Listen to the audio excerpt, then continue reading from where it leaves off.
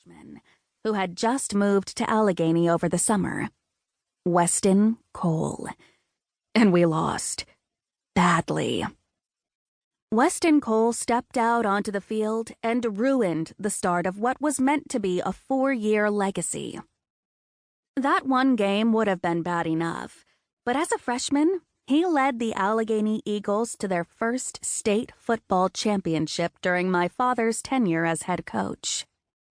His name is uttered reverentially in Allegheny and with hatred in Glenmont, no more so than in my house.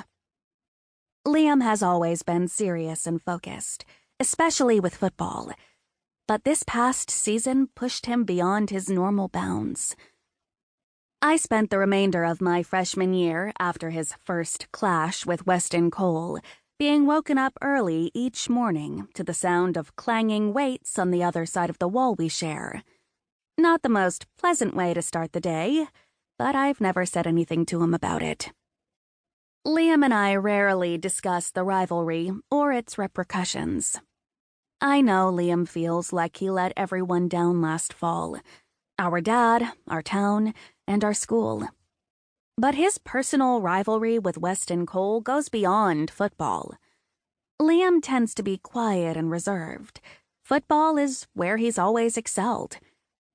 I know it gets to him that Weston is rumored to have the cocky swagger characteristic of most quarterbacks, that he's known to be popular and charming, and manages to do so with little effort. He may be hated in Glenmont, but that doesn't preclude him from the high school's gossip mill. If anything, he features more prominently because of it, and the rumors are far from limited to just football. The ceaseless lights of Glenmont's football stadium flash by on the right, and I add being on the track, running sprints, to the list of things I would rather be doing right now. I was the only freshman to make Glenmont's varsity girls' soccer team, and I'm determined to do more than just ride the bench sophomore year. I have a training plan for the entire summer already mapped out, even though the last day of school was only yesterday. When my best friend Maggie saw it, she rolled her eyes so hard I was worried they'd fall out of her head. But I can't help it. Like Liam, I tend to be serious, steadfast, and predictable. I'm a rule follower, a planner. Some would call me boring. Maggie did, until I agreed to tag along on this outing.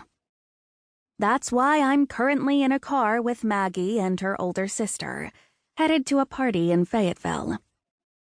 I make the safe, responsible choices so that other people can make stupid ones, which is the main reason I'm spending my night attending this Fayetteville party. Some sophomore guy Maggie met outside her dance studio invited her, and I refused to let her become a crime statistic. Our other two best friends, Brooke and Sarah, left this morning to be camp counselors in Maine for the summer, and I knew if I refused to go, Maggie would forge ahead alone.